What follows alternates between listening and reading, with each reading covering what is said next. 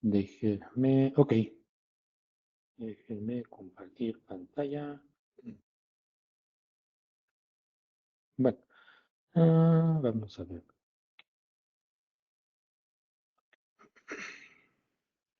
Listo. Pues bueno, ¿en qué estamos el día de hoy? Pues ya estamos entrando a la recta final de lo que es nuestro curso de preparación para la certificación de HCIA de Security. El día de hoy vamos a entrar en un tema bastante interesante que forma parte de lo que es la seguridad o los métodos por los cuales nosotros podemos proteger nuestra información y que la podamos transmitir de forma segura. Entonces, el día de hoy vamos a ver el tema de fundamentos de encriptación, qué es la encriptación, cuáles son los tipos de encriptación que existen. Y también traigo por aquí una pequeña demostración entre lo que es una conexión de Telnet y una conexión de SSH. Con ese ejemplo, ustedes van a poder observar, digamos, por qué en múltiples ocasiones hemos dicho que una conexión Telnet no es segura y por lo tanto la sugerencia y la mejor práctica para temas de conexión de forma remota, lo que son nuestros equipos de red, es a través de SSH. Entonces, eso lo vamos a ver en un rato. Y vamos a checar la parte de lo que es la encriptación. Es un tema bastante interesante, la verdad de las cosas que es un tema muy amplio. Se han desarrollado múltiples métodos, ¿no?, para llevar a cabo las encriptaciones. Ahorita vamos a ver un poquito de historia. Y pues bueno, todo eso se ha desarrollado hasta el día de hoy que ya tenemos lo que se conocen como las encriptaciones cuánticas, que se están realizando obviamente con las diferentes computadoras cuánticas que ya están disponibles, ¿no? No son muchas, ¿no?, obviamente, pero ya empiezan a haber ejercicios y ya empiezan a haber desarrollos con respecto al tema de las encriptaciones cuánticas, ¿no?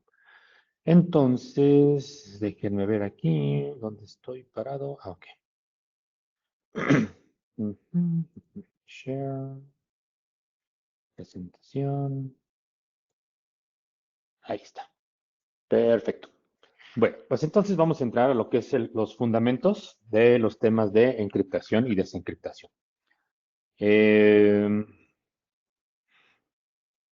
Obviamente, a través de los años y a través de todo este tema de lo que es el desarrollo de Internet, eh, en nuestros días, pues bueno, se hizo necesario, o se hace necesario eh, proteger la información que vamos a poder transmitir en Internet.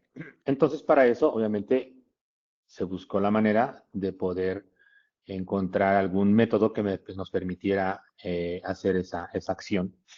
Y entonces es donde obviamente se hace o se aplica todo el tema de las encriptaciones. La encriptación no es algo nuevo, eso ya se viene manejando de mucho tiempo atrás. Entonces, obviamente, al día de hoy, de aquellos sistemas criptográficos muy básicos, ¿no?, o muy rudimentarios, si los ponemos en ese tema. ¿Cómo se llama? Al día de hoy, pues bueno, ya contamos con algoritmos matemáticos que se encargan de hacer todas las funciones que se requieren para poder modificar nuestros textos o nuestra información para que no pueda ser leída de forma sin tener lo que es la clave, ¿no? Pero bueno, vamos a ir viendo más adelante todo este tema de lo que es la encriptación. ¿Qué objetivos estamos buscando alcanzar el día de hoy? Pues bueno, conocer todo lo que ha sido el desarrollo de los temas de encriptación y desencriptación, los procesos, ¿sí?, cómo es que se lleva a cabo y algunos principios de lo que son los algoritmos. Digo, no nos vamos a meter al tema de la matemática de los algoritmos, ¿no? Vamos a conocer cuáles son los que están disponibles para que también ustedes, bueno, tengan ahí un conocimiento sobre el mismo. Y luego, más adelante, vamos a conocer en dónde lo vamos a aplicar en las próximas sesiones, en dónde podemos aplicar todo este tema de lo que son las encriptaciones, ¿no? Bueno, básicamente, ¿qué es? La encriptación es un proceso en el cual nosotros vamos a convertir lo que se le conoce como el texto plano. Ajá.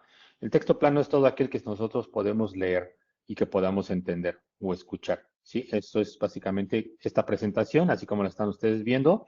Ustedes pueden entender qué es lo que estas palabras nos están diciendo. Podemos comprender lo que son estas imágenes, ¿sí? Y entonces esto es a lo que se le conoce como el texto plano. Entonces, lo que vamos a hacer nosotros es, a nuestro texto plano, vamos a aplicar un algoritmo, ¿sí? Un algoritmo matemático de encriptación, el cual va a hacer uso de una llave. ¿Sí? Esa llave va a ser un elemento que va a permitir que, junto con el algoritmo, modifiquemos nuestro texto plano y ese texto plano entonces se va a convertir en algo que se le conoce como el ciphertext. Esto ya a la salida es un texto que no se va a poder entender a simple vista. Sí, obviamente sí, va a traer letras, va a traer números, va a traer caracteres, pero no va a poder ser, no lo vamos a poder leer, no vamos a entender qué es el contenido o qué es lo que dice ahí. Ya que hicimos la encriptación de la información, entonces el ciphertext es lo que vamos a mandar a través de nuestras redes. Cuando esta información llega al receptor, el receptor obviamente tendrá que aplicar el algoritmo que previamente ya tuvo conocimiento qué tipo de algoritmo fue, y a su vez contar con la llave, que combinándolo, el algoritmo con la llave, aplicándoselo al ciphertext, entonces obtendremos de nueva cuenta nuestro texto plano. Entonces, estas dos son los dos procesos que se llevan a cabo para el tema de la encriptación y desencriptación. Entonces, la clave está en la llave y el algoritmo que estemos utilizando. Digo, porque si no, si los sistemas no se ponen de acuerdo con el algoritmo, aunque tenga yo la llave, pues, no va a descifrar la información original. Entonces, por eso es importante conocer qué algoritmo o que se pongan de acuerdo qué algoritmo se va a utilizar para la encriptación. Bueno, eh, ¿qué objetivo busca la encriptación? Digamos, ¿qué es lo que pretendemos que a través de la encriptación eh, cumpla con ciertos puntos importantes para que ese sistema lo consideremos como seguro para enviar la información? Entonces, básicamente, nosotros podemos encontrar que en algunos lados requerimos cumplir con las normativas y las regulaciones que puedan existir, ya sea a nivel de gobierno, ya sea a nivel corporativo, ¿sí? Que a través de la encriptación podamos proteger la información, ¿no? Obviamente, eso nos lleva también a la protección de todo lo que son la propiedad intelectual, ¿no? O sea, si yo desarrollo algo, entonces, pues bueno, estoy obligado a proteger esa propiedad intelectual y entonces esos desarrollos se deben de proteger a toda costa, ¿no? Debemos también proteger a nuestra información de cualquier riesgo, por ejemplo, que puedan ser modificada la información sin la previa autorización, ¿no? Entonces necesitamos proteger nuestros datos, ¿no? Proteger la información de nuestros clientes, ¿no? También, por otro lado, existen regulaciones que nos obligan a proteger toda la información que corresponda de nuestros clientes. Clientes, partners, usuarios del día a día, toda esa información también nosotros podemos protegerla a través de las encriptaciones. También evitar que se puedan generar fugas de información, ¿sí? Principalmente que esa información posteriormente pueda ser utilizada de forma maliciosa, ¿sí? O nuestra información. Aquí, por ejemplo, cuando son los ransomwares, ahí encriptan la información, ¿no? Primero la roban, la encriptan y luego te piden un rescate, como ya lo hemos platicado anteriormente, ¿no? Entonces, por ejemplo, ahí tenemos una aplicación maliciosa de los temas de encriptación, porque en vez de que nos proteja, pues ahí nos está afectando al estar secuestrando la información que tenemos, ¿no? Entonces, también reducir de alguna manera todo lo que son los temas de quejas, ¿no? De que hubo un mal manejo de la información, que se publicaron en sitios donde ofertan datos de diferentes cosas. Entonces, pues bueno, tenemos que cumplir también con esas políticas, ¿no? De igual manera, las políticas internas que se vayan a generar en las empresas o que las empresas deben de crear a través de los sistemas de gestión de la seguridad de la información, que eso vimos a través de la norma, la ISO 27000 y todas esas que ya vimos hace un par de semanas, pues bueno, todo eso se tiene que también considerar, ¿no? Y pues básicamente todo está enfocado a proteger los datos, proteger la información, que se pueda transmitir de forma segura y que no vaya a haber alguna pérdida desde la misma. ¿Cuáles son los propósitos de la encriptación? Básicamente es proteger nuestros pilares de la confidencialidad, la integridad, la identificabilidad, ¿sí? Entonces, y la no repudiación. Entonces, de esta manera, como ya lo habíamos visto, ¿no? La confidencialidad es a que a través de eh, solamente vamos a permitir a las personas que requieran conocer cierto tipo de información. Ajá, obviamente se encriptan esos datos, se comparten las llaves, se comparten algoritmos para que puedan tener acceso a la misma, ¿no? Asimismo, también tenemos la integridad de los datos. ¿Sí? Si una base de datos se modifica, algún documento se modifica, alguna imagen se modifica, entonces hay algunos métodos que nos permiten verificar la integridad de esos datos, que eso es a través de lo que son los hash, los algoritmos de hash o las firmas digitales, que eso, digamos, hoy vamos a ver lo que son los hash y en la siguiente clase vamos a ver todo el tema de los sobres digitales, firmas digitales, certificados, o sea, todo este tipo de información que también en su conjunto nos sirven para proteger a todos nuestros datos, ¿de acuerdo?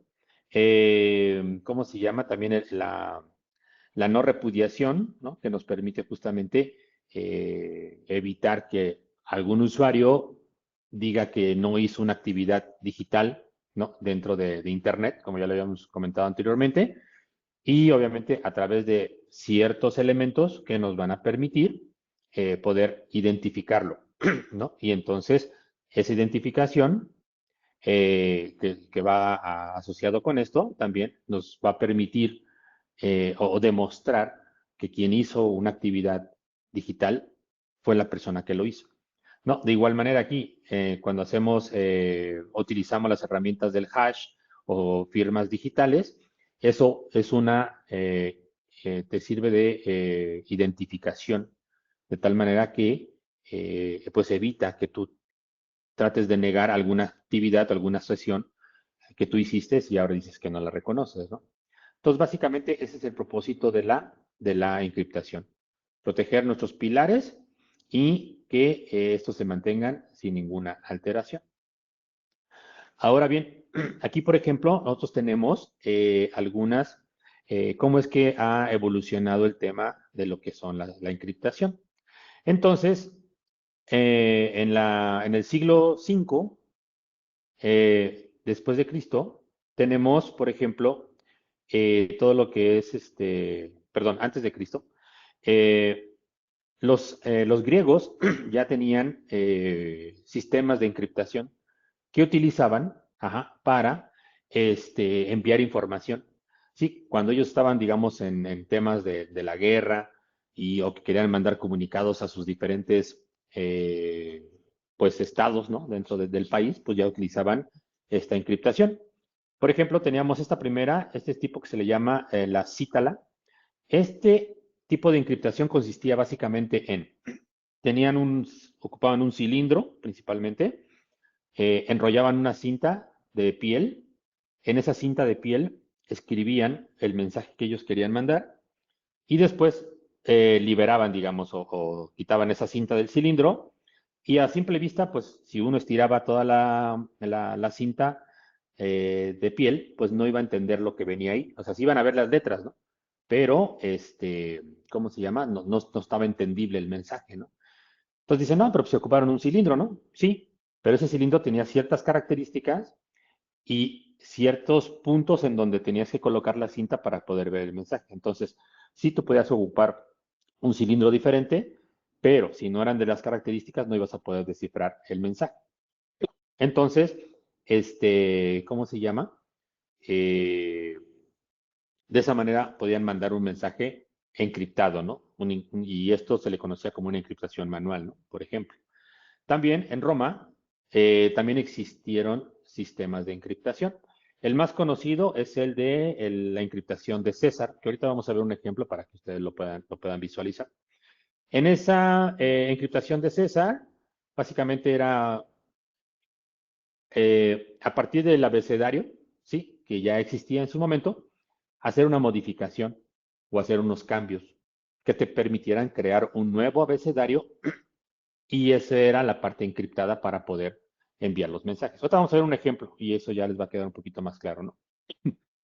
Posteriormente, en la Primera Guerra Mundial, los alemanes también desarrollaron métodos de encriptación, ¿sí? Aquí en este caso ya ocupaban algo que se le conocía como un diccionario, que ese diccionario obviamente había palabras que tenían una equivalencia determinada y entonces a partir de eso escribían los textos que mandaban de forma, pues ya, encriptada obviamente, ¿no? Este, después, durante lo que fue la Segunda Guerra Mundial, los alemanes de nueva cuenta, en la Segunda Guerra Mundial, desarrollaron una máquina que se conocía como la máquina de Enigma. Esa era una máquina ya mecánica que permitía hacer una encriptación de los textos, ¿sí? Y también ocupaban discos y tenían ahí, si ustedes buscan ahí máquina de Enigma, lo van a encontrar. Eh, hay una película también, que no sé si está disponible en Netflix o no sé en qué plataforma, que también ahí está, habla justamente de la máquina de Enigma y cómo es que a través del desarrollo que hizo este ingeniero Alan Turing, lograron descifrar las llaves que permitía la encriptación y de ahí pues conocer los mensajes que enviaban los alemanes en aquel tiempo, ¿no?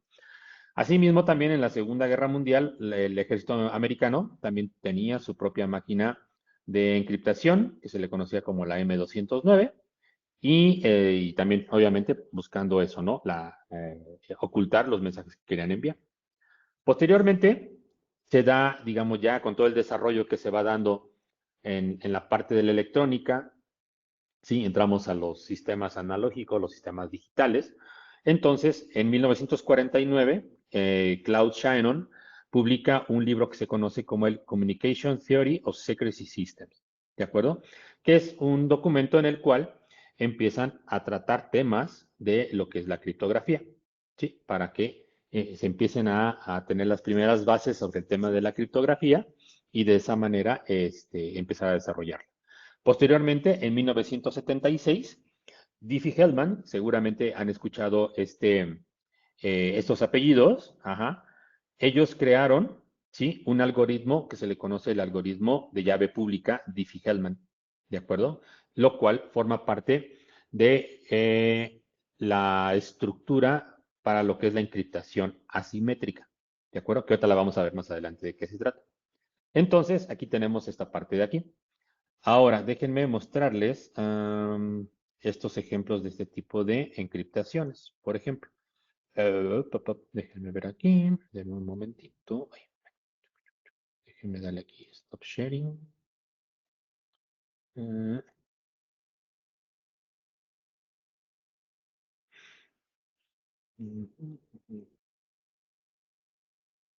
Ahora vamos a ver aquí este. Ahí está. Ok, miren, este que está aquí, esto es lo que se le conoce como la encriptación de César o el César Cipher. Este tipo de encriptación es una encriptación de simple sustitución, que es lo que yo les comentaba. Cuando nosotros tenemos nuestro abecedario, el cual va a estar en un texto plano, ¿sí? Normal, aquí podemos entenderlo. Nuestro texto plano aquí, por ejemplo, yo tengo un ejemplo que dice Universidad Politécnica de Querétaro. Entonces, no sé si por ahí alguien tiene alguna duda. Uh, a ver, espérenme tantito.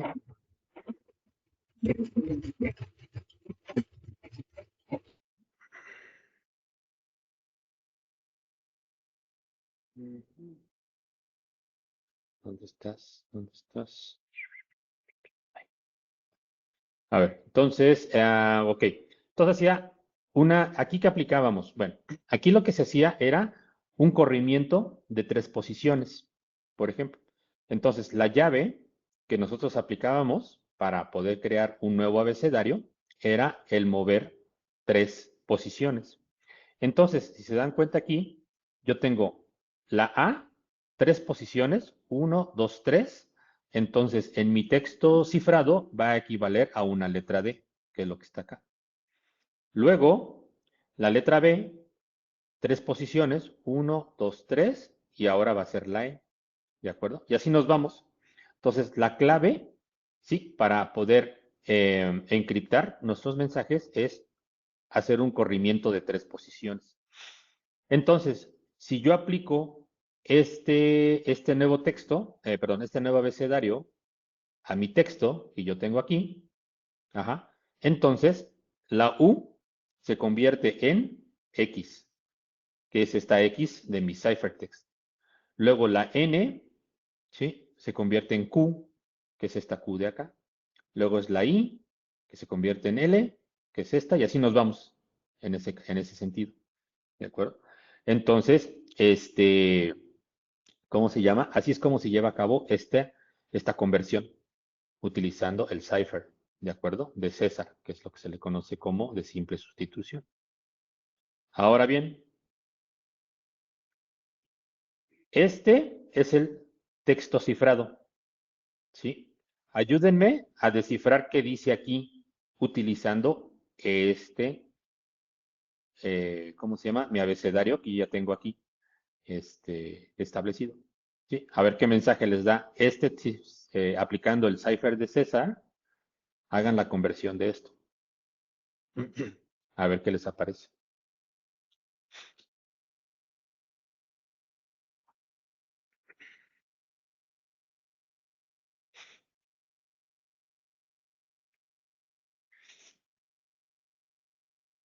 Vamos a darles por ahí un par de minutitos para poder hacer esto.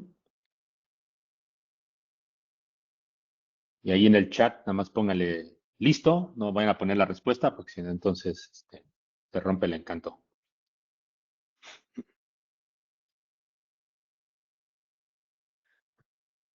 Ok.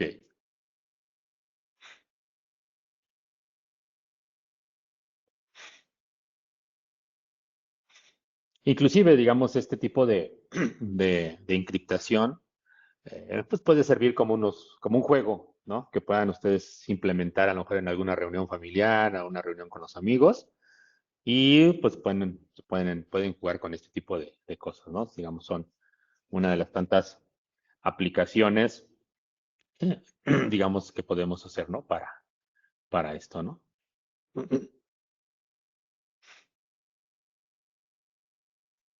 A ver qué les dice. A ver, ya vi dos por ahí.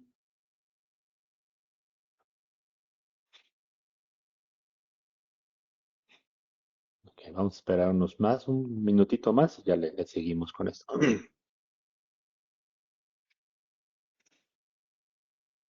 Entonces, por eso es importante, digamos, así es como antes, digo, utilizaban el tema de las encriptaciones para, para proteger la información. Parecerá muy rústico, sí, pero digamos, pues, obviamente, pues era lo que se tenía disponible, ¿no? Para poder hacer esta protección de la información, porque obviamente, pues, en tiempos de guerra, pues era importante, pues, proteger pues esa información que pudiera indicar a lo mejor pues cómo iban avanzando las tropas o cuántos suministros todavía tenías para poder estar todavía en el campo de batalla y cosas por el estilo, ¿no?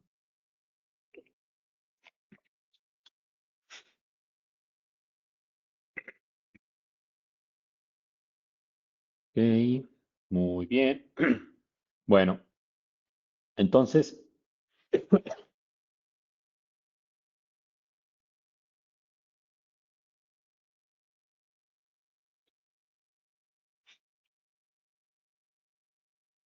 ok, bueno, ya veo que van poniéndole. Pues básicamente lo que dice el mensajito es el siguiente. Eso es lo que dice. ¿Sí? SpongeBob SquarePants. Ese es el mensaje oculto, ¿no? Dentro de nuestro ciphertext que viene aquí. ¿Sí? Ahora bien, digamos, esta es eh, estamos haciendo un corrimiento, ¿no? En lo que son las letras de nuestro abecedario, una sustitución simple, pero también ya empezamos a tener sustituciones que ya son a través de una matriz, por ejemplo, ¿no? Que entonces esto va a empezar a crear más, que se haga más complejo el tema de la encriptación. Entonces, por ejemplo, aquí tenemos esta, este texto plano, ¿no? Que dice attack at down, ¿de acuerdo? Entonces, aquí yo ya voy a tener un sistema de doble transposición. Entonces voy a tener mis columnas y voy a tener mis líneas. Entonces aquí voy a acomodar, por ejemplo, mi palabra, ¿no? Mi frase, ¿no? Que tengo aquí. Attack at down, ¿de acuerdo? Entonces aquí está. Luego, yo voy a hacer un intercambio, ¿no? A través de la llave que yo haya seleccionado para esto. Entonces voy a hacer una combinación, ¿sí? Entonces aquí muevo mis líneas, ¿sí? Si se dan cuenta, aquí hubo un movimiento de líneas y un movimiento de columnas.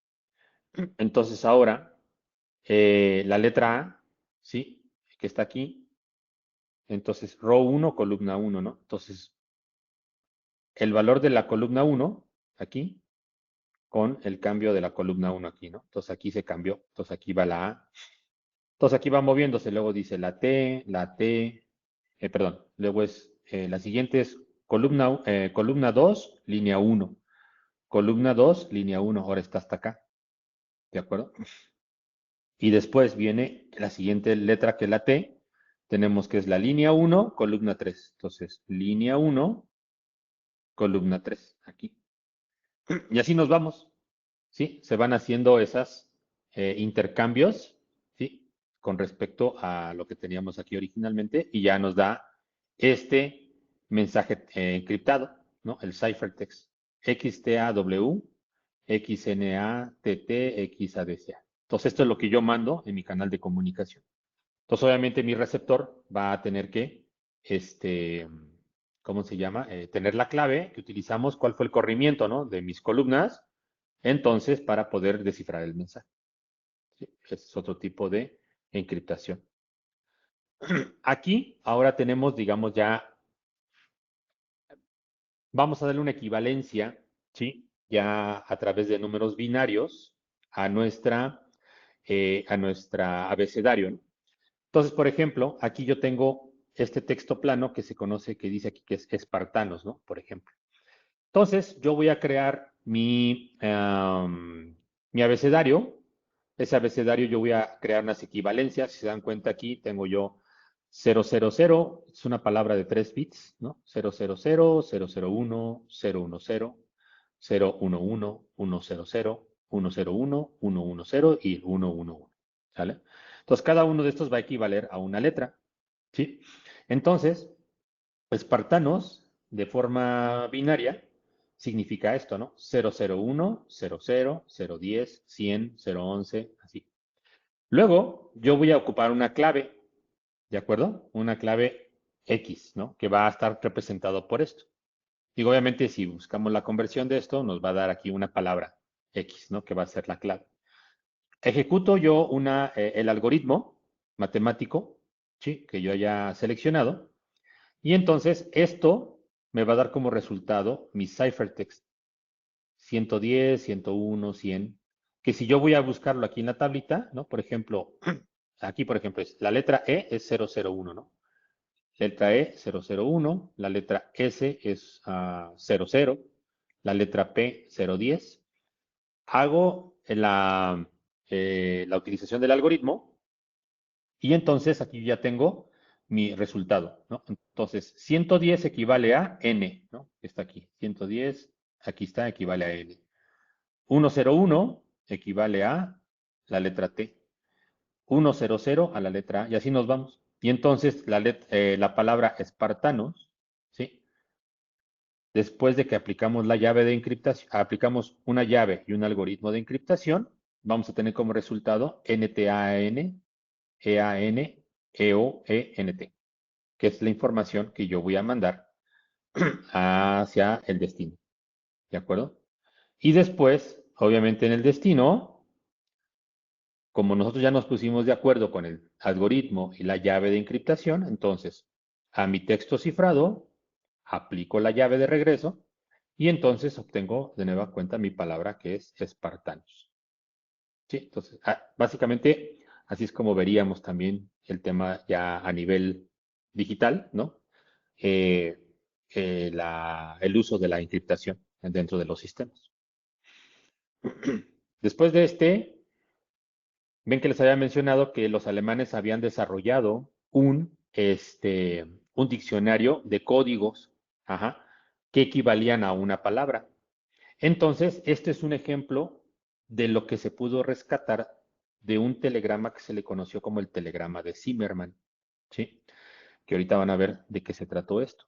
Entonces, ese diccionario, ¿no? Para poder entender, digamos, aquí decía si la palabra febrero, ¿no? Esto está en alemán, obviamente.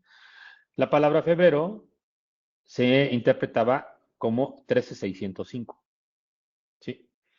Bueno, la palabra Freiden, 17142 y otras. Y obviamente, esto que descifraron parcialmente ¿cómo se llaman estas? Los servicios de inteligencia de Inglaterra, los que pudieron hacer como interceptaron los mensajes, empezaron a hacer una interpretación y detectaron esto.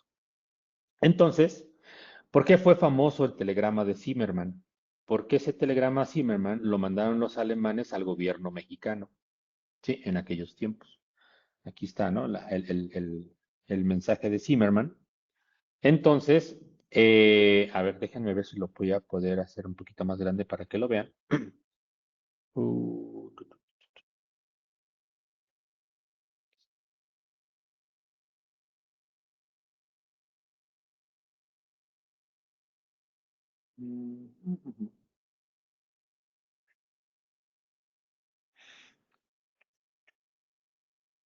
Ok, déjenme mostrárselos aquí.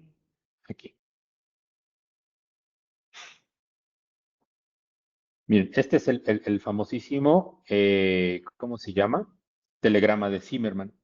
Zimmermann era como el secretario de Relaciones Exteriores, hagan de cuenta, alemán, y lo mandó aquí al gobierno de México.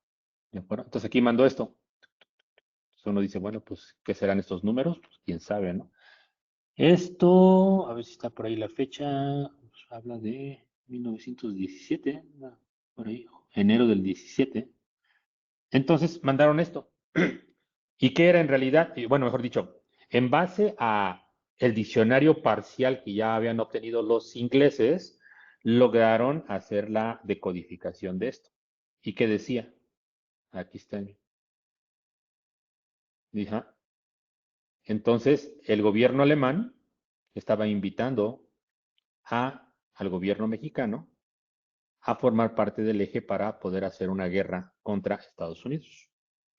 Entonces, aquí nos va diciendo, ¿no? Ajá. A partir del 1 de febrero estamos o pretendemos comenzar una guerra submarina, ¿no?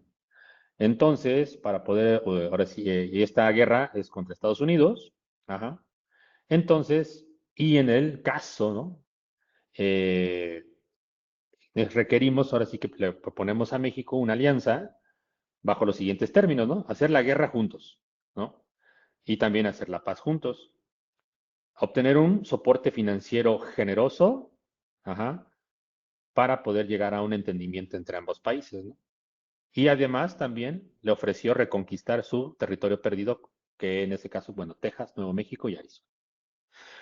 Y entonces, pues bueno, ahí le estaba haciendo una cordial y muy tentativa invitación, pues para hacer eso, ¿no? Para que México formara parte de todas estas ideas que traía el ejército alemán para poder atacar a Estados Unidos, ¿no? Digo, obviamente, pues no se concretó, pero pues ahí está también uno de los usos del tema de lo que es la encriptación en aquellos tiempos de guerra, ¿no? Entonces es bastante interesante. Bueno, muy bien. Después de estos pequeños temas, ¿cómo se llama? Culturales, que también es muy interesante poder conocer todo este tipo de cosas. Regresemos a nuestra presentación. Ajá. Entonces, me quedé aquí. Ok. Ujú. Ok. Entonces, ahora vamos a ver qué tipos de encriptaciones existen para poder hacer todo este tipo de cosas, ¿no? Básicamente existen dos tipos. Uno es la encriptación simétrica y la encriptación asimétrica. La encriptación simétrica nos permite utilizar una sola llave tanto para encriptar como desencriptar. ¿Ok? Entonces, aquí el emisor utiliza un algoritmo, aplica la llave y encripta su texto plano para tener el ciphertext o el texto cifrado. Después, yo comparto mi llave, ¿sí? A el remitente para que él pueda descifrar el mensaje que le estoy enviando.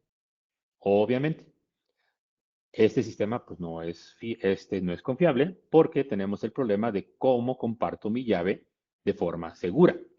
Porque obviamente la llave es importante y nadie la debe de tener más que quien la tenga que recibir para poder descifrar los mensajes, ¿no? Pero este tipo de encriptación sigue utilizando, porque obviamente existen otros métodos que nos permiten proteger esa llave simétrica y de tal manera que podamos intercambiarla sin ningún problema. Adicionalmente a eso, entonces tenemos la parte de la encriptación asimétrica, en la cual aquí nosotros utilizamos dos tipos de llaves.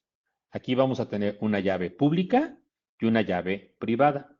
Entonces, la llave pública, esa yo la puedo compartir con las personas con las que yo quiero intercambiar información.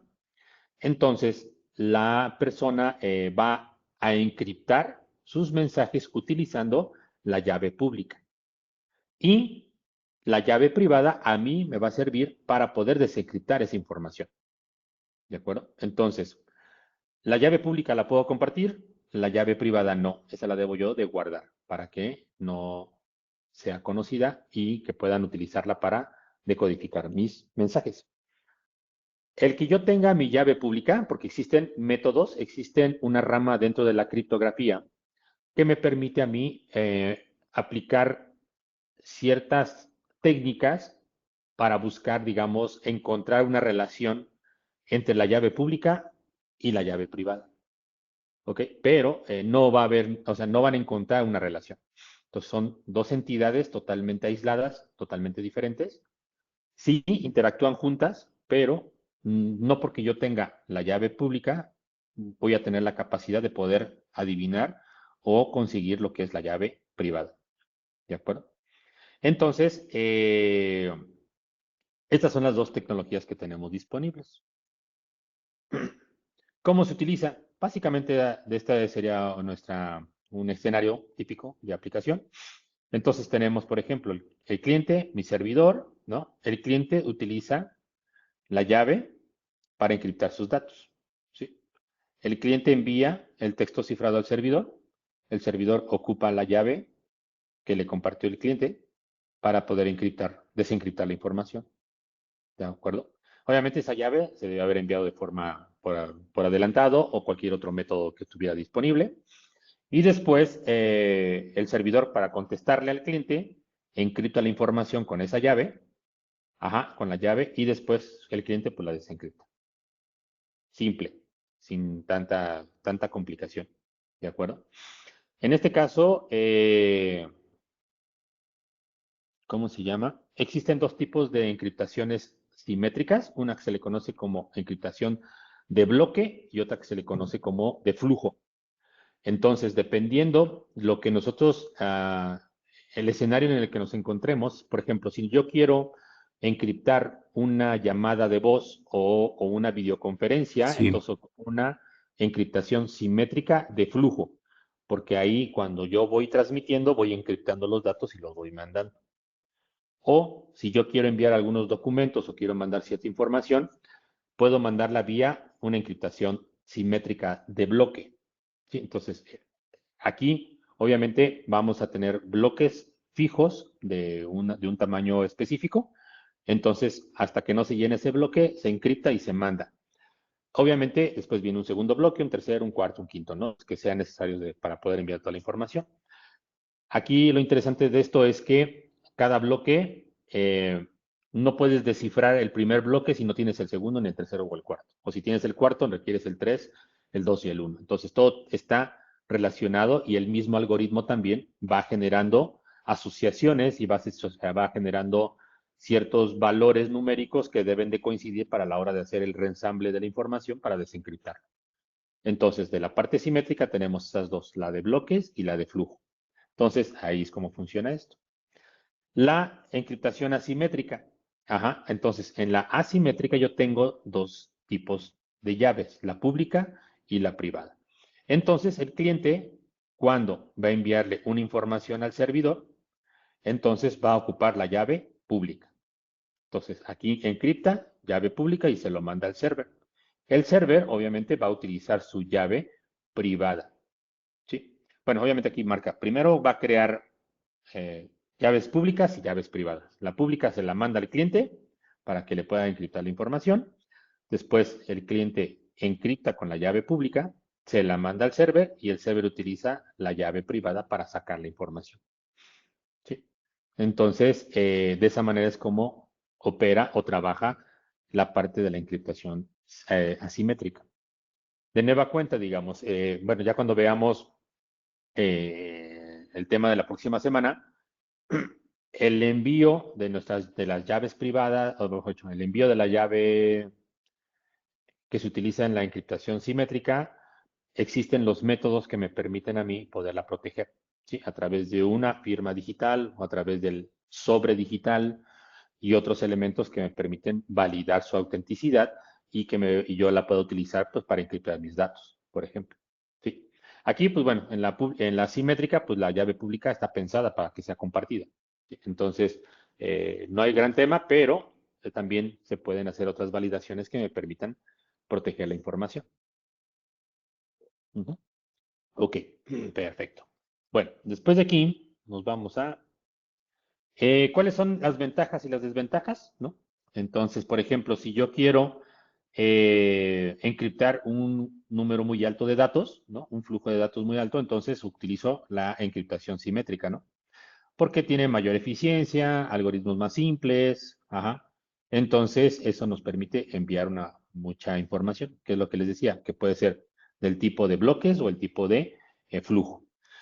Y tenemos, si queremos nosotros encriptar información importante o restringida, ¿no? O privada, entonces podemos utilizar lo que es la encriptación asimétrica, ¿sí? Para, ¿cómo se llama? Evitar, digamos, que pueda tener que se pudiera capturar o se pudiera obtener la llave de una encriptación simétrica y poder conocer el contenido de los mensajes, pues bueno, aquí en el caso de la asimétrica, solamente con mi llave privada voy a poder desencriptar los datos, ¿no?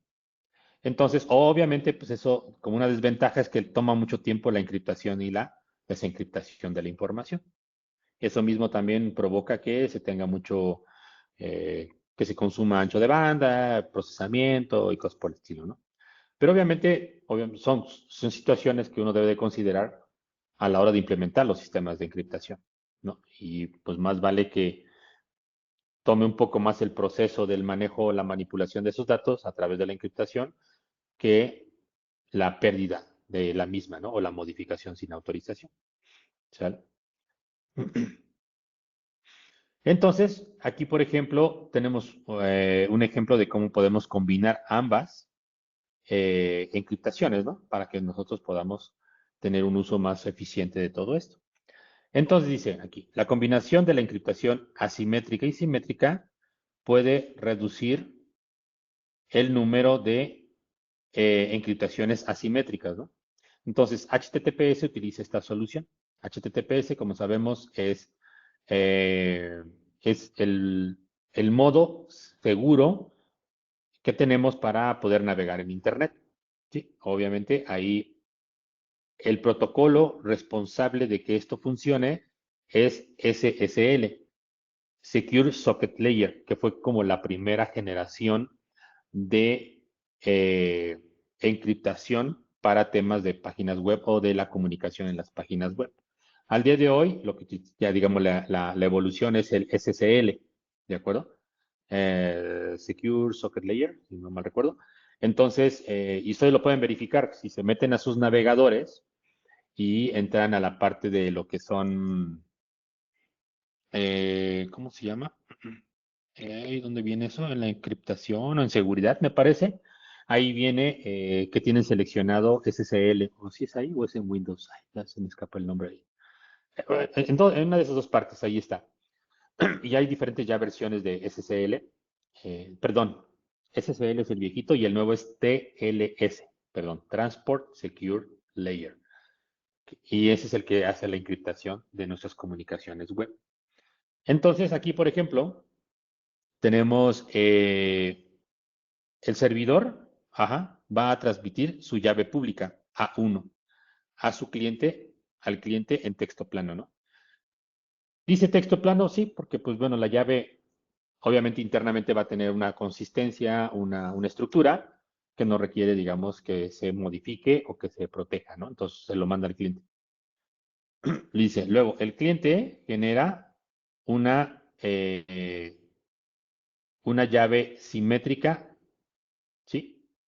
Aleatoria, que le va a llamar como la llave X, y el cliente envía esa llave X encriptada, ajá, con la información de la llave pública que le mandó el servidor a uno.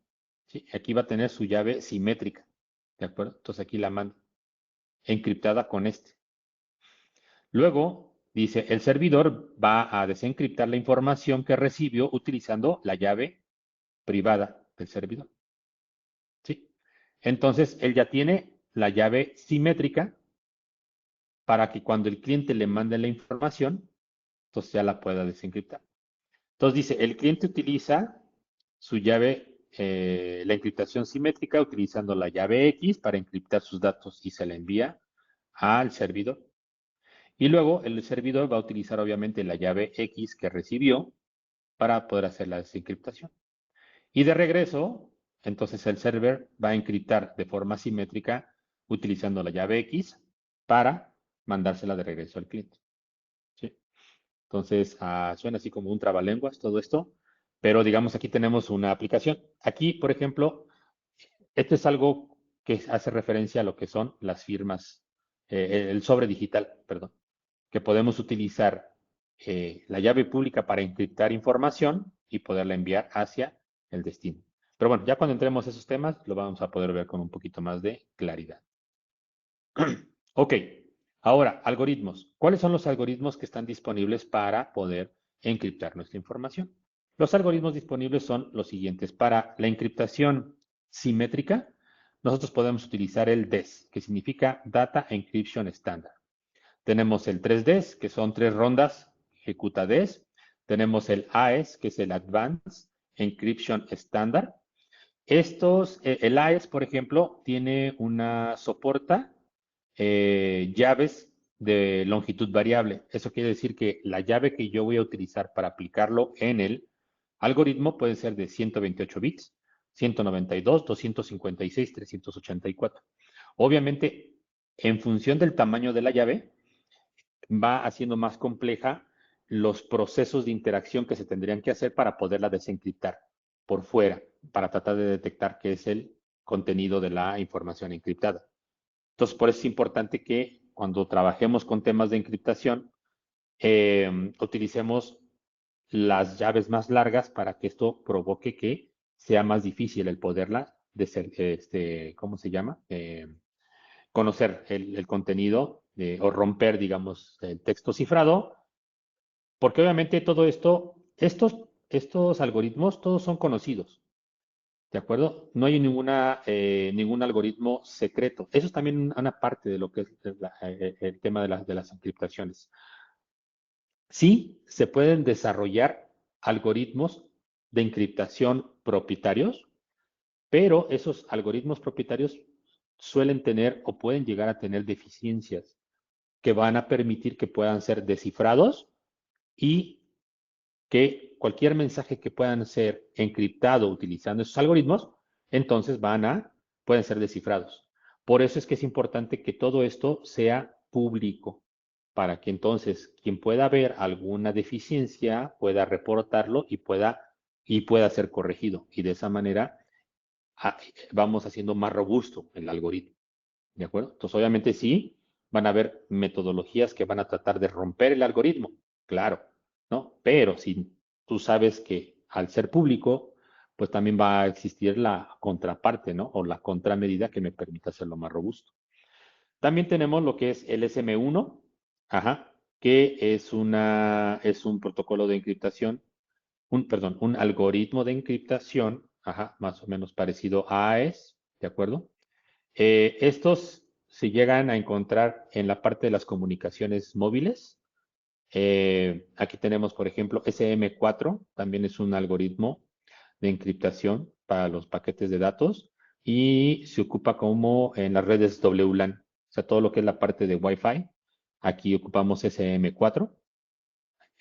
También aquí ocupamos la encriptación simétrica, perdón, y con una llave de 128 bits.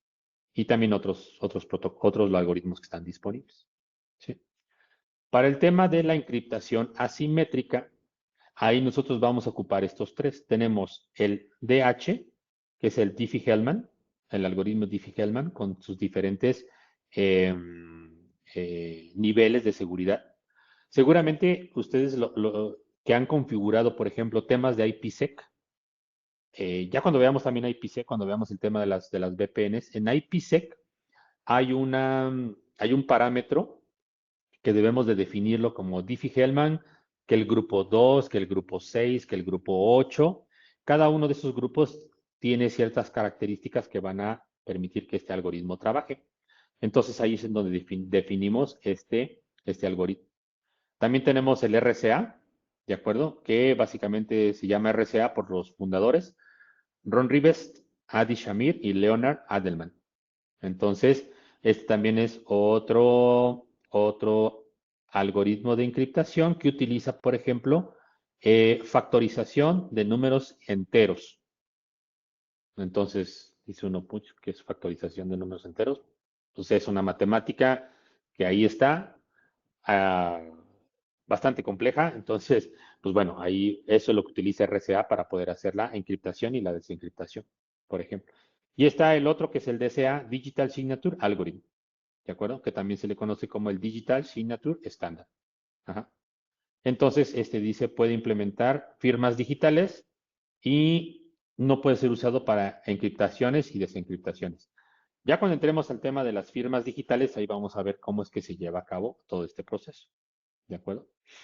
Bueno, muy bien. Entonces, de este lado, pues aquí esta es la información. Ahora bien, otro elemento importante que nosotros vamos a encontrar para temas de la encriptación es los algoritmos de hash.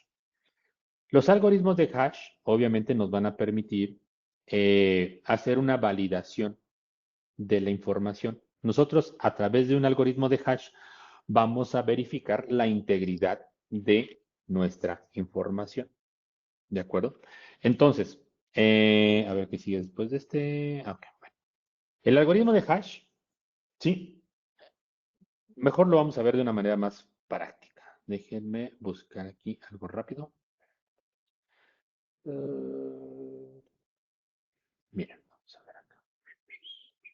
Ahorita lo presento, ¿eh? Déjenme buscar aquí. Mm, mm, mm, mm, mm.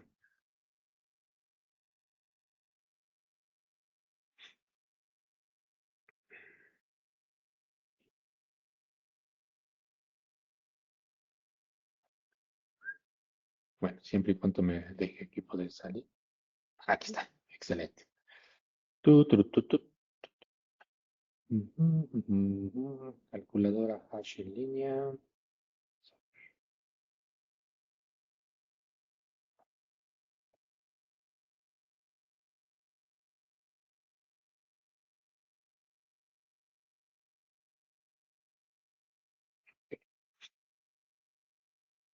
Ok, bueno, está bien. Miren, por ejemplo, y ahora hay que regresar. Digo, en internet, pues van a encontrar. muchas calculadoras de hash. Déjame ver uno que no tenga tanto comercial, si no vamos a estar ahí haciendo comerciales gratis. Ajá, aquí está, excelente. Ok, ahora vamos aquí, ahora voy acá, voy acá. Ok, un hash lo que nos va a permitir es poder hacer una validación de nuestros datos. Aquí, en este caso, yo voy a ocupar estos algoritmos, el MD2, MD4, MD5, que seguramente lo han visto por ahí, SHA-1, SHA-224, 256, 384, ¿de acuerdo? Entonces, todos estos son los algoritmos. Entonces, por ejemplo, si yo ponemos el famosísimo Hola Mundo, ¿no? Conocido por todo el mundo, y si yo le aplico, por ejemplo, el hash MD5, entonces esto me va a dar este valor numérico, ¿de acuerdo? Es un valor numérico que te va a entregar, que va a aplicarle a este texto que yo tengo acá. Entonces, esta información a mí me va a servir para poder validar cuando yo ya envíe mi información y yo ya le pida a la contraparte que verifique que los datos hayan llegado de forma íntegra. Entonces le voy a decir, ¿sabes qué? Ejecútale un hash utilizando el algoritmo MD5 y yo le voy a mandar este resultado. Si tu hash coincide exactamente como lo que yo te mandé, eso significa que mi información está íntegra, no sufrió ninguna modificación. ¿De acuerdo? Entonces, por ejemplo, si yo le doy hola, bueno, vamos a poner aquí, déjenme, eh,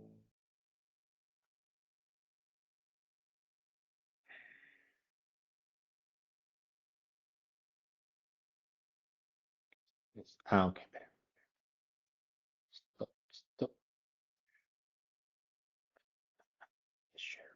Es que nada más de momento y, y luego era esto y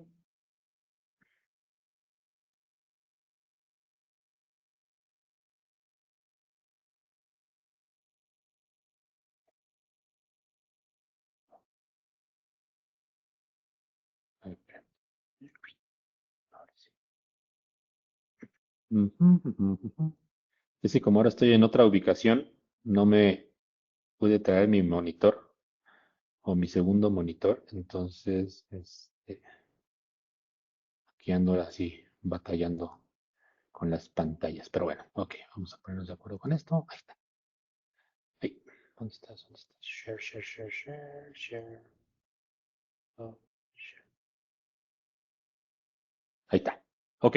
Entonces, yo tengo mi hola mundo, ¿no? Entonces, este es mi hash que resultó de eso. Entonces, vamos a poner acá. Control copy. Ujú.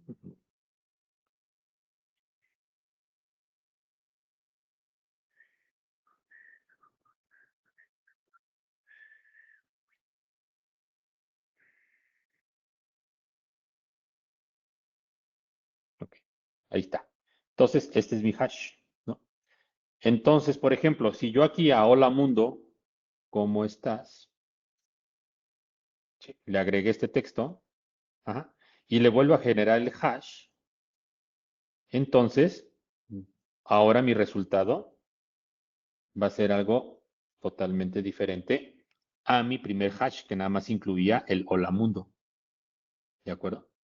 Entonces, esta información yo la puedo compartir, ajá, a mi cliente, ¿no? O al receptor de mis mensajes y le digo, ejecútale un hash. Y entonces, ¿cómo se llama? Si te da este mismo valor, los datos que te acabo de enviar están íntegros, no han sufrido ninguna modificación. Entonces, por ejemplo, si volvemos a hacer el mismo ejercicio con el hola mundo, pero si yo le cambio aquí el valor del hash a un, por ejemplo, este SHA-3224, entonces me va a dar este número, ¿no? Que obviamente en la medida que vamos cambiando del tipo de algoritmo, pues esto se va haciendo más complejo. Una de las aplicaciones que también donde pueden encontrar esto es, por ejemplo, cuando ustedes descargan software de algunas páginas, En un apartado donde, digamos, está el nombre del archivo que ustedes están descargando, en un apartado, en otra columna, ahí dice el hash. Y ahí va a venir un número como este. Entonces, tú descargas el software y después le ejecutas el hash en función del el tipo de algoritmo que te está indicando ahí. Y entonces ya lo puedes, ¿cómo se llama? Ya lo puedes validar de que esté funcionando. O sea, de que llegó la información sin ninguna modificación. Entonces, hola mundo, ¿cómo están? Por ejemplo. Entonces, si le doy el hash, entonces nos va a dar todo esto.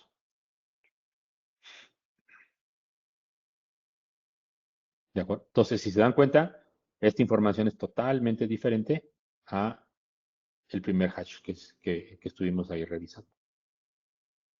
Entonces, básicamente es eso. Para eso ocupamos el hash. ¿Sí? Y el hash es una herramienta importante porque a la hora de que veamos el tema de los sobres digitales, firmas digitales, ahí vamos a ver su aplicación y cómo es que funciona todo este tipo de cosas. ¿De acuerdo?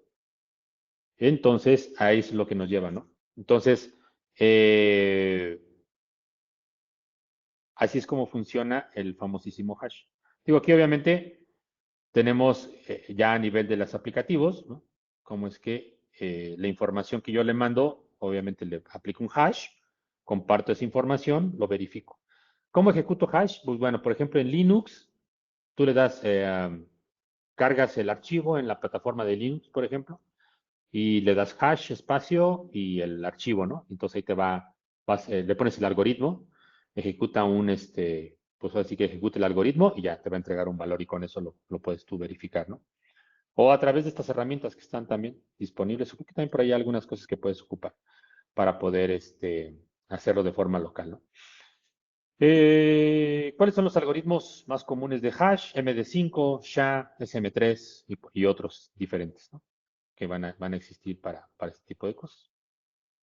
Y tan tan. Bueno, entonces esto es lo que corresponde para la parte de lo que son los algoritmos de encriptación. Entonces, ahora me voy a pasar a la parte de lo que es el laboratorio. Bueno, más que laboratorio, pues es sí, laboratorio, de cómo es que funciona, cómo podríamos observar y cómo podemos ver este tema de lo que es el uso de las encriptaciones. Y básicamente sería esto. A ver, denme un momento, voy a parar aquí. Y ahora me vengo yo por acá.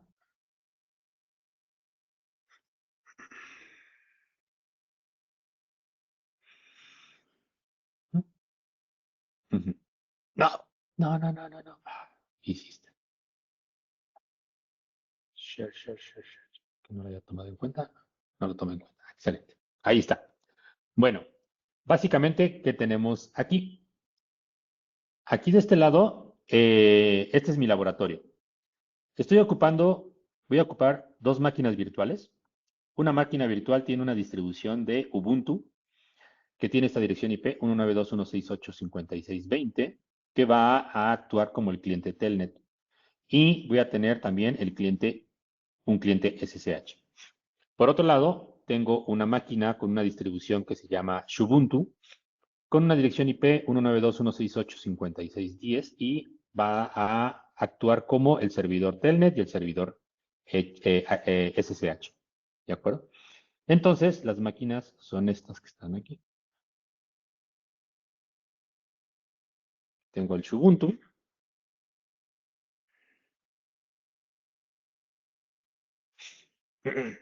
Aquí, por ejemplo, yo ya tengo, aquí tengo la dirección IP asignada, 192.168.5610.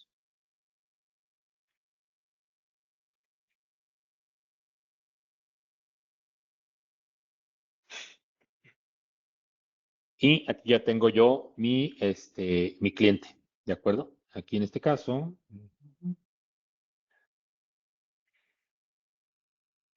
y esta tiene asignada la dirección IP 192.168.5620. ¿Ok? Entonces, pues bueno, pues primero vamos a hacer una verificación, 192.168, para ver que estemos llegando, ¿no? Entonces ahí están los pings. ¿Cómo verifico que si realmente estoy llegando? Pues bueno, yo tengo aquí instalado mi Wireshark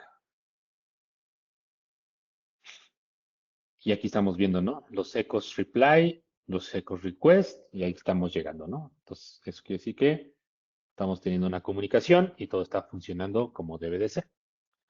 Ok, bueno, entonces vamos a hacer la primera parte. ¿Qué es la primera parte? La primera parte es, voy a ejecutar una sesión de Telnet, ¿de acuerdo? Como sabemos, bueno, obviamente Telnet fue uno de los primeros protocolos que se ocuparon para podernos conectar de forma remota a nuestros dispositivos de red. La desventaja que tiene Telnet es que toda la información que envía o que intercambia entre el cliente y servidor va en texto plano, ¿sí? No está, ¿cómo se llama? Encriptado. Y eso es algo de lo que vamos a ver. Entonces, por ejemplo, si yo le doy Telnet 192.168.56.20, no, perdón, 10. Entonces, yo aquí ya tengo mi diálogo, ya me contestó la máquina de Xubuntu. Aquí Xubuntu, aquí tengo Xubuntu Lab. Entonces, aquí le voy a poner admin.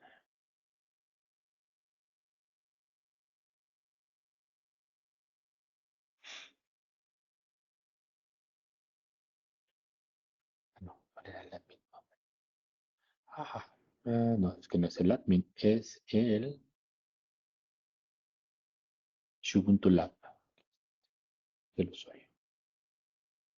Xubuntu.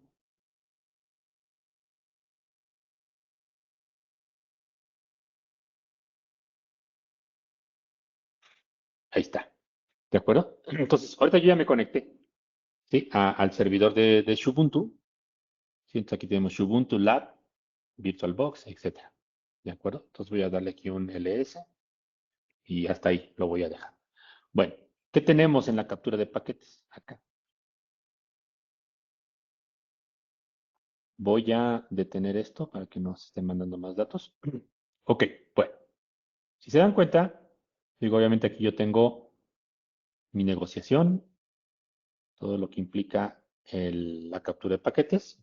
Voy a filtrar por Telnet, que es lo que nos interesa. Y aquí están los diálogos de Telnet. Ok, entonces aquí dice, estoy generando una comunicación de Telnet de la 20.5620 a la 56.10, ¿no?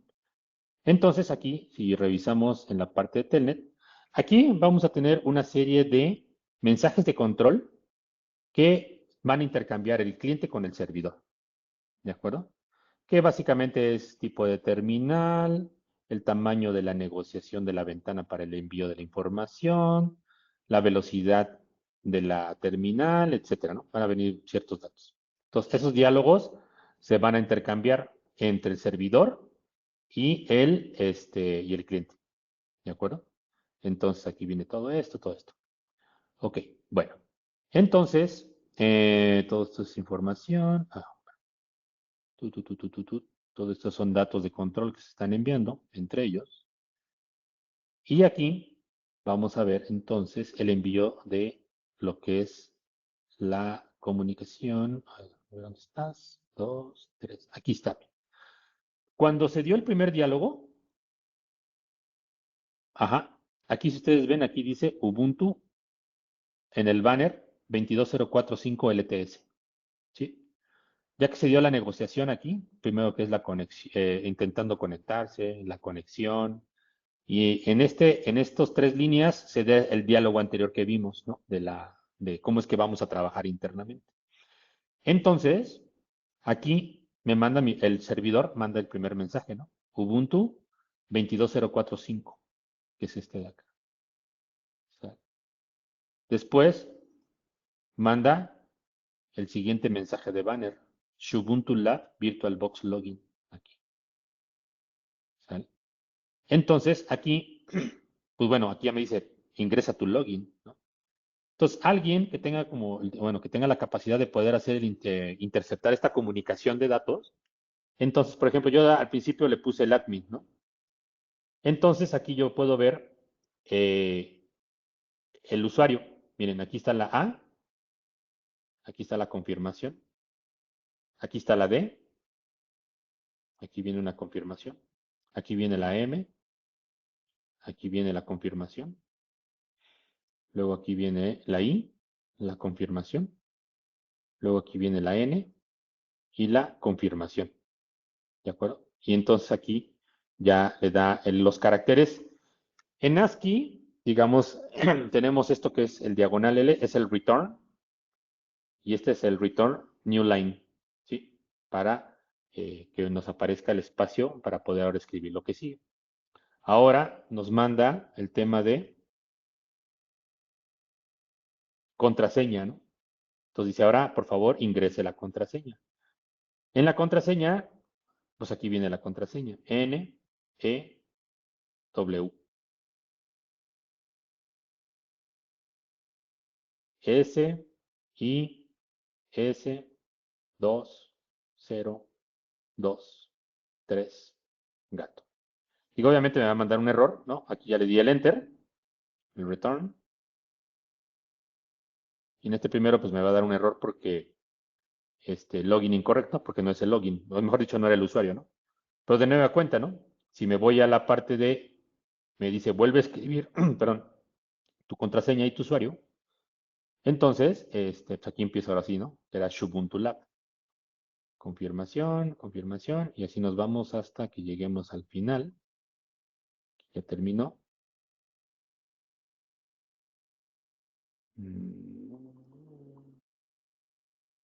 Password. En este caso de nueva cuenta aquí viene el new.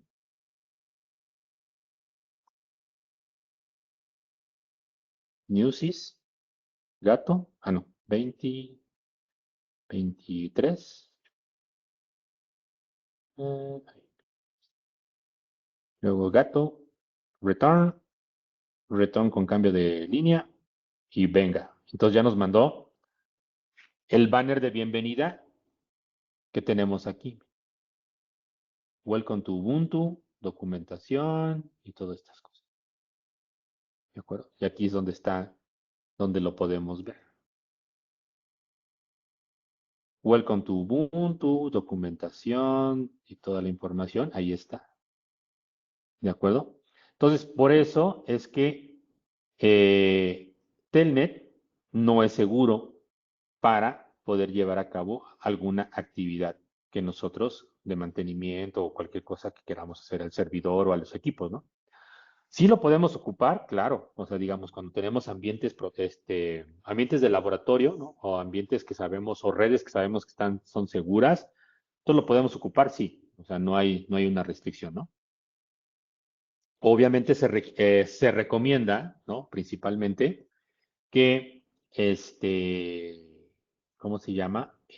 Utilizar al día de hoy lo que es SSH, para que de esa manera nosotros, ¿cómo se llama?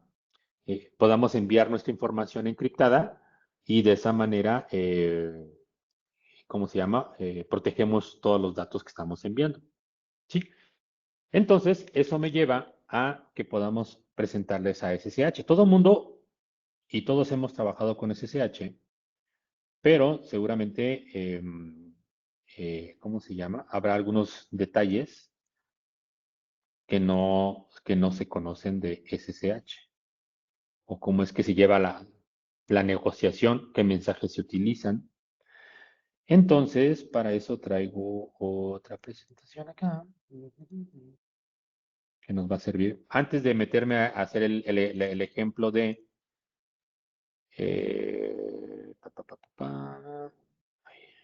antes de meterme a hacer la prueba de SSH, ¿no?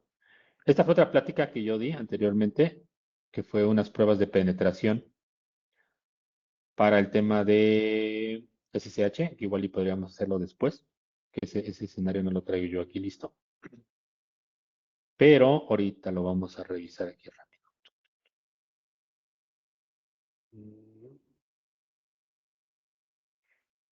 Que es una de las otras aplicaciones que tenemos para la parte de SSH. Entonces, aquí Déjenme tener la presentación de acá.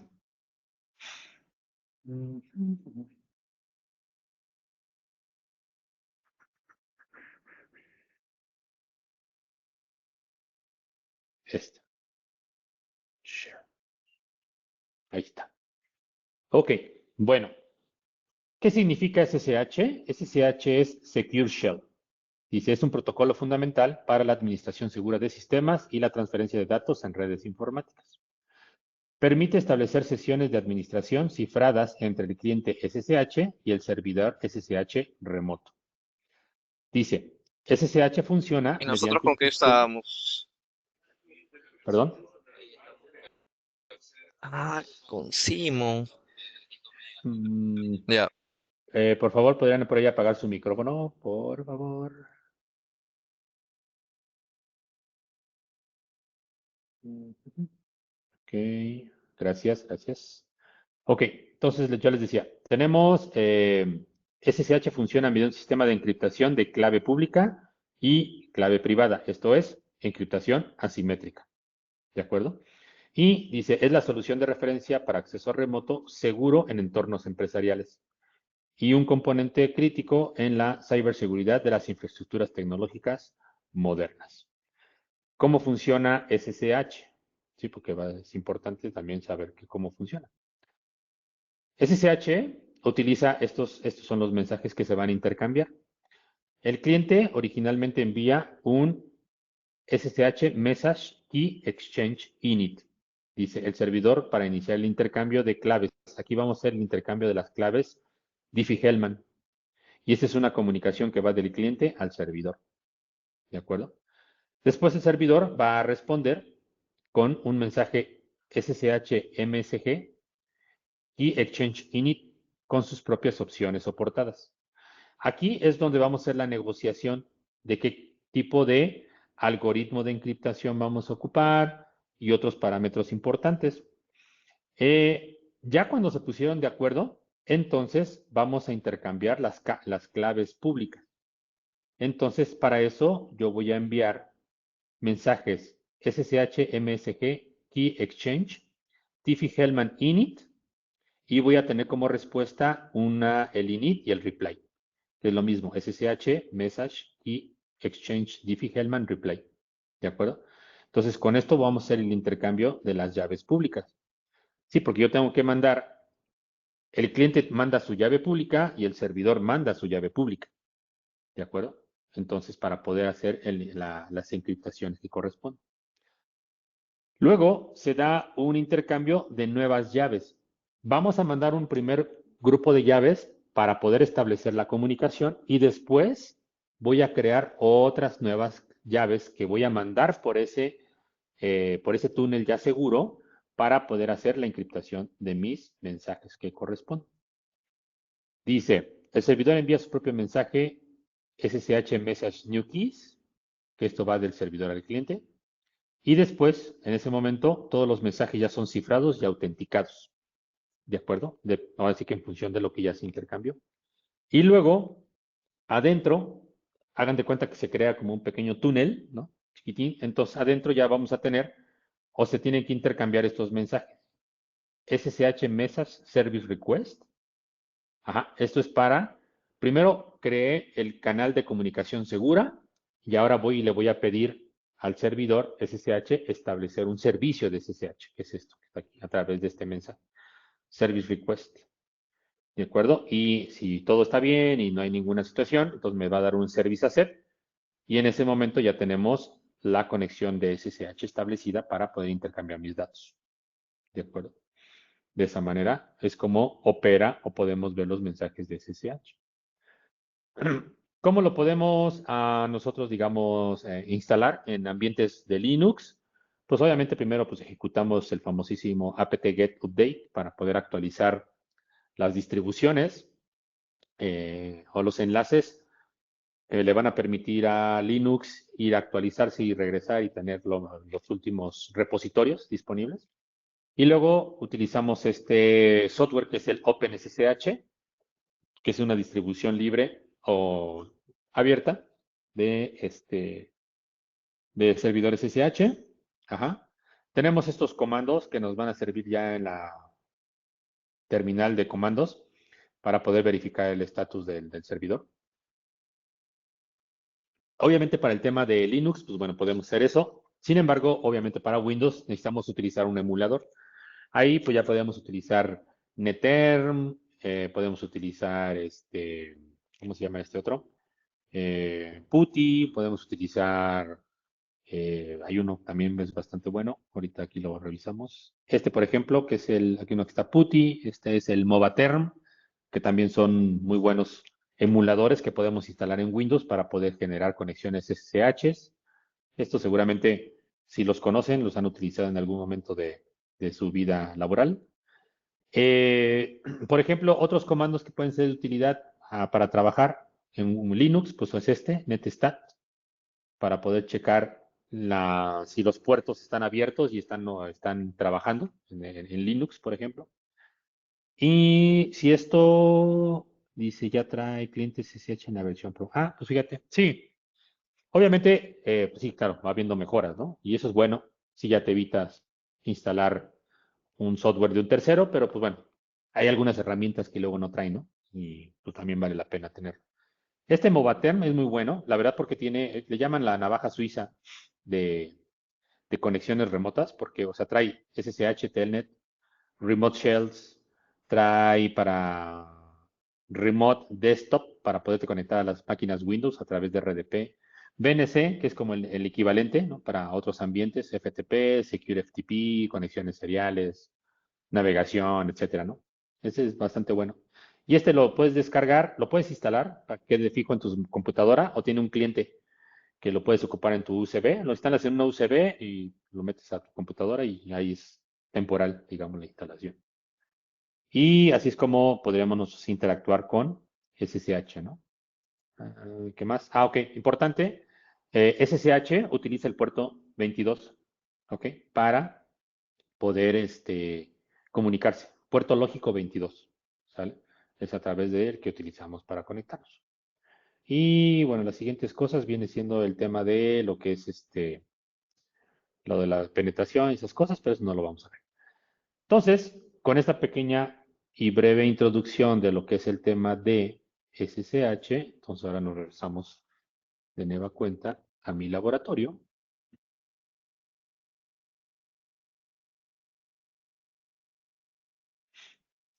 Ujú. Perfecto. Entonces, vamos a revisar esto de acá.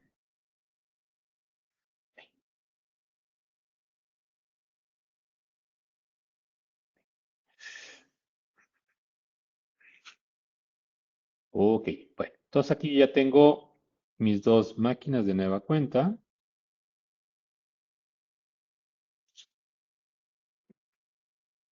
Voy a terminar esta sesión que está acá. Entonces ya. Ujú, ujú. Ok. Aquí de este lado, ahora lo que voy a hacer es, voy a volver a hacer mi captura de paquetes.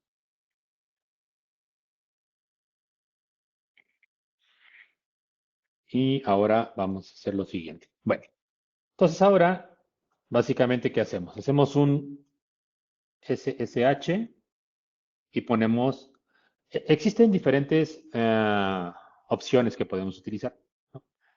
Eh, lo más básico y lo más práctico, digamos, que podemos hacer es SSH y la dirección IP, ¿no? Ahí, 56.10. Enter. Aquí, cuando nosotros nos vamos a conectar por primera vez a un servidor de SSH, este servidor de SSH va a pedir una validación, ¿sí? Para poder crear una llave que me va a autenticar al host que se está queriendo conectar, ¿sí? Entonces aquí en este caso nosotros le damos aquí la palabra yes y entonces va a crear una llave que me va a permitir autenticar, es lo que hacía la referencia ahí, autenticación. Entonces voy a poder validar este host, que es el Ubuntu, contra mi servidor de SSH. ¿De acuerdo? Entonces aquí le damos que sí, internamente se crea un proceso ahí y ya. Ahora, en este caso, me va a pedir Bueno, aquí ya me va a pedir el usuario, digo la contraseña, que en este caso dijimos que era.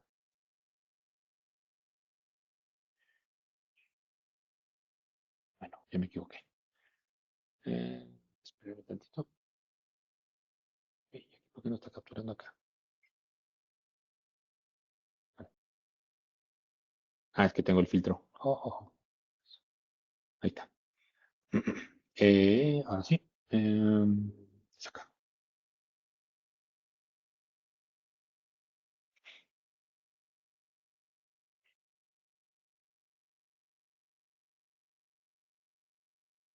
Mm, Ahí está. Listo. ¿Qué dice? Permiso denegado. Ah, no me dejó. Es como seguramente tengo modificado el servidor de este lado para que tiene negado el servicio de llave pública y de password. Ok. Bueno, tendría yo que hacer ahí alguna modificación, pero bueno, lo importante es que veamos aquí la negociación de SSH. O si no, ahorita lo modifico rápido. No nos den una oportunidad. Pero bueno, vamos a ver aquí esta parte de este lado. Vamos a filtrar por SSH tiene dos versiones, la uno y la 2. Así, de simple. Entonces, aquí tenemos los mensajes, ¿de acuerdo? Que vimos al principio, ¿no? SSH Protocol, ¿sí? Aquí vamos a tener, o estamos utilizando en esa SSH, OpenSSH 8.9 para la versión de Ubuntu. Ajá. Aquí tengo la respuesta o el envío que va del servidor. Esta comunicación va del server, del cliente al servidor, y esto viene del servidor al cliente. ¿De acuerdo? Dos mensajes. Aquí viene el primer Key Exchange, ajá, o el Key Init Exchange que vimos ahí en la presentación. Aquí viene, por ejemplo, los algoritmos que se ponen ahí, se pusieron de acuerdo. Dice, pues vamos a utilizar estos, podemos ocupar estos algoritmos, ¿no? Del tipo curva 25519, RCH2, 512, todo este tipo de... Y aquí le manda la contraparte, ¿no? Sí. Y aquí es el siguiente donde hacen la selección y dicen, ok, vamos a ocupar el LibTip, Curve, Diffie-Hellman, Key Exchange. O sea, entonces aquí miren, aquí viene la llave pública. Sí, aquí esta es la información de la llave pública que creó el algoritmo Elliptic Curve Diffie-Hellman Key Exchange, ¿no? Aquí en este caso. ¿Qué trae aquí adentro? ¿Quién sabe? ¿No? Entonces aquí la contestación, aquí es cuando estamos mandando las llaves públicas, ¿sí? Tanto del cliente como del servidor, ¿de acuerdo? Y luego, aquí estamos enviando las nuevas llaves que vamos a ocupar. Que aquí en este caso está ocupando algoritmo el tipo curve 255.519 SHA-256. ¿De acuerdo? Que es la información con la que vamos a hacer las encriptaciones. Y luego, ya la información, ya viene el paquete encriptado. Aquí seguramente viene el tema de esto que está mandando aquí. Pero aquí ya no lo vemos en texto plano, sino ya viene todo encriptado. Aquí seguramente viene todo el tema de ingrese su contraseña, aquí mis equivocaciones de la contraseña, del usuario, ¿de acuerdo? Y entonces aquí, como pueden ver, aquí ya viene todo encriptado. Y eso es justamente lo que permite que entonces ¿cómo se llama? La comunicación de SSH sea más segura para poder proteger nuestras comunicaciones. ¿De acuerdo? Entonces, déjenme ver aquí rápido. Ah, ok. Bueno, por ejemplo, voy a modificar rápido el archivo aquí el servidor, nada más para que podamos ver la negociación completa y vean que, pues bueno, sí funciona y sí me puedo conectar. SSH o OpenSSH dentro de Linux vive en esta parte de acá, etcétera. SSH.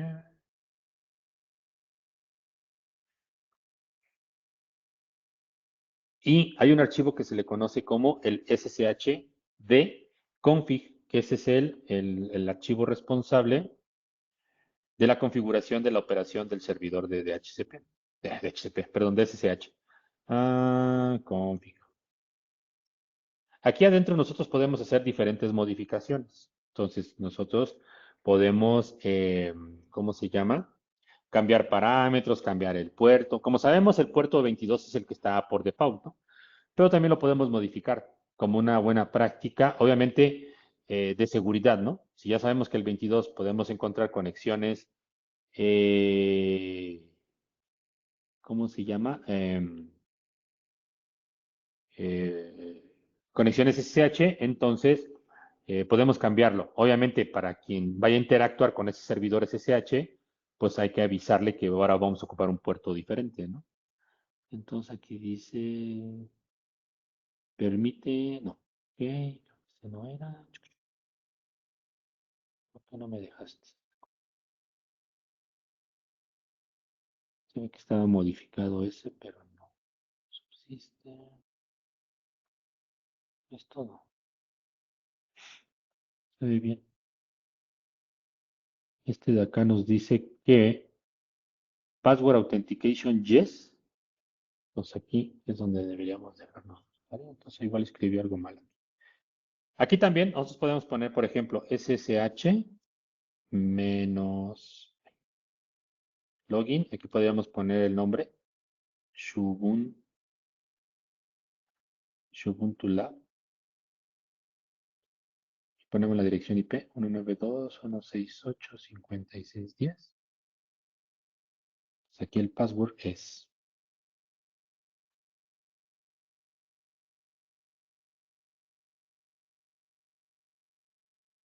Ahí entré. Sí, estoy, sí, sí. Lo que pasa es que seguramente me equivoqué aquí en alguna cosa rara. Ok. Bueno, pues entonces aquí está aquí debe estar la segunda negociación. Aquí está la segunda negociación de SSH. Está la última encriptación que salió. Y esta es la nueva negociación que acabo de hacer ahorita. Ujú. Que de nueva cuenta, ¿no? Vemos aquí los mensajes, el Key Exchange Init, la selección y el envío del Diffie-Hellman, las nuevas llaves, y aquí está la encriptación. Y entonces aquí en medio va el mensaje o debe estar incluido el mensaje de de la solicitud de una sesión de SSH y ya todo lo demás ya viene todo encriptado. Entonces ya no hay manera de que podamos conocer lo que se esté generando aquí. Por ejemplo, entonces aquí vamos a darle un ls, por ejemplo. Pues aquí se ve cómo se mandó la información, ¿no? Paquete encriptado. Y ahí está la información protegida. Y ahí vemos, pues, lo que es una de las tantas aplicaciones que tenemos en la parte de la encriptación asimétrica y la encriptación simétrica de este tema, ¿no? Que es muy interesante y que nosotros podemos, ¿cómo se llama? Poner en práctica de esta manera, ¿no?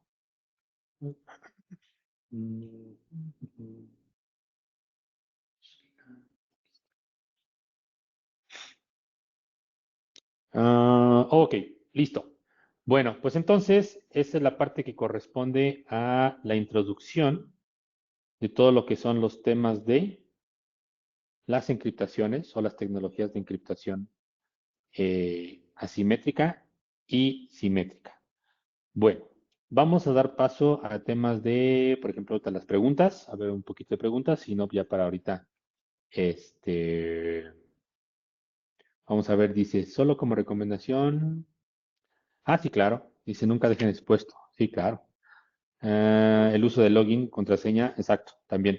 Exacto. Ahí donde vimos esta parte de acá, que yo les mostré en la de,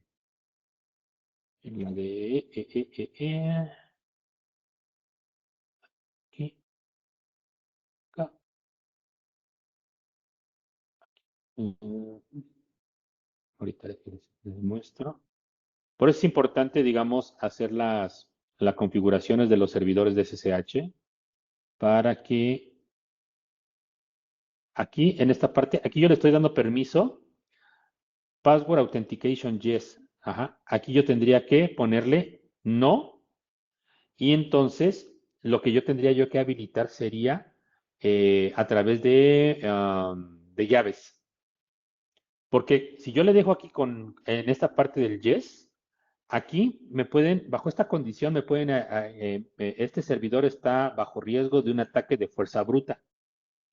Sí, el ataque de fuerza bruta lo que va a hacer es que va a empezar a probar usuarios y contraseñas a través de un diccionario existente.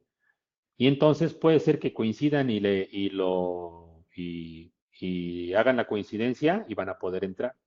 Pero si no, entonces hay que quitar esta opción de aquí. ¿De acuerdo? Y de esa manera, y creo que también por aquí, donde está la parte de por qué se activa. Mm, por ahí también tengo, está el video de esta presentación, donde está estas pruebas de penetración que se hacen para poder, ¿cómo se llama? Modificar esta parte. Si no, igual a lo mejor lo podríamos hacer ya como una prueba de cierre al final, en la última sesión.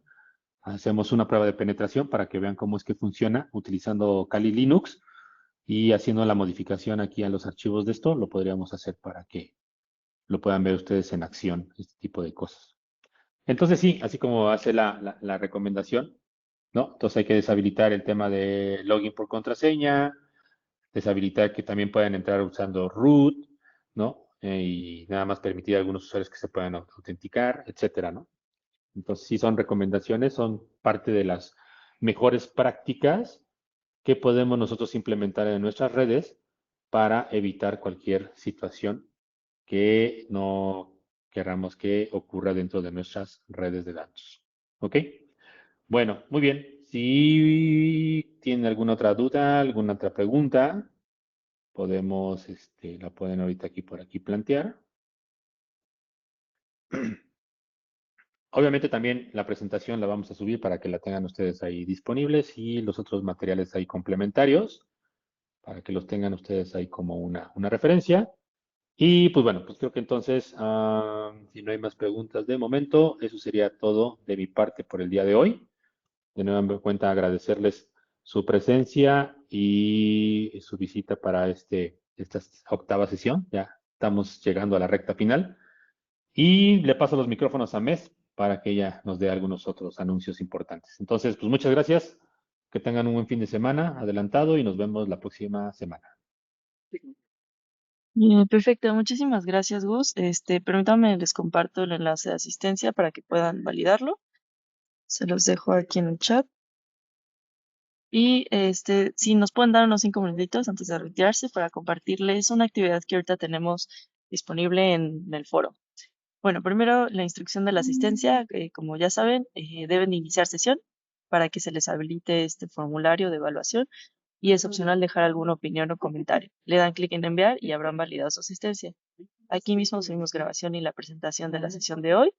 Y permítanme, creo que sí está activado. Sí, sí está activado el cuestionario, entonces sí pueden llenarlo.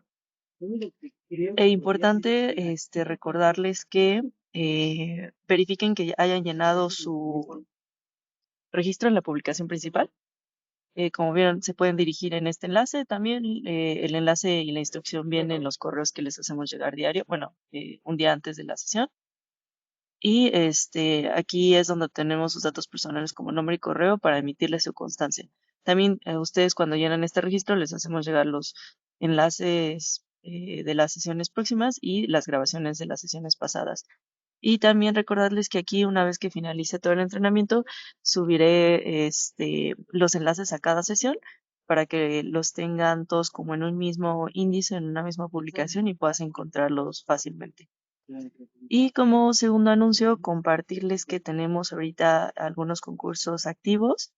Los pueden encontrar desde la página principal. Se van a la sección de eventos y van a encontrar los concursos que tenemos activos para que puedan participar en ellos. Estos aparecen como cerrados, pero los que están en curso son los que pueden participar Y ahorita tenemos este activo sobre la herramienta de We I Know. Lo que necesitan es leer las instrucciones para poder participar y registrarse, pero a grandes rasgos esta actividad comprende de realizar publicaciones técnicas sobre casos de troubleshooting comunes o alarmas que puedan ustedes resolver con la herramienta de We I Know. Es decir, ustedes tienen algún problema que quieran compartir o documentar en nuestro sitio web y realizando preguntas a Wayno para poderlo solucionar, realizan una pequeña publicación y la publican aquí en nuestro foro y aquí tienen un ejemplo de cómo realizar esta actividad. Hola, Yazar, sobre la asistencia, si te marca error, por favor, vuelve a iniciar sesión o darle refresh a la página porque se está cerrando por tener minutos inactiva la página. Entonces, solamente validar eso. Y bueno, les comparto el enlace para que lean las instrucciones de esta actividad. Si ustedes participan, pueden recibir monedas virtuales que tenemos en nuestro sitio web y pueden canjear por productos Huawei en la sección de tienda de premios. Entonces, si ustedes hacen clic en este menú, pueden visualizar todos los productos que están disponibles y que posterior van a poder canjear con las monedas que pueden ganar en la actividad. Hola Esteban, también por favor validar que hayan iniciado sesión, porque como ves ya algunos usuarios han podido realizarla, ya tenemos 35 personas, entonces no es error de la publicación, sino quizás se te cerró la sesión. Por favor, validar eso. Y bueno, pues invitarlos a que participen. También está otra actividad sobre realizar preguntas técnicas en el foro. Y aquí vienen descritas todas las instrucciones para poder estar ganando alguno de los premios. El mayor premio son 1.500 monedas para los primeros 10 usuarios con mayor puntuación. Y bueno, así hay diferentes categorías. Entonces, también los invitamos a que participen. Estos mismos concursos se los estamos compartiendo por correo para que los puedan explorar y se inscriban. Y pues nos vemos en la siguiente sesión, ya sería la penúltima, la novena, y esperamos todavía contar con su participación y asistencia. Que tengan muy buen día y les agradecemos mucho.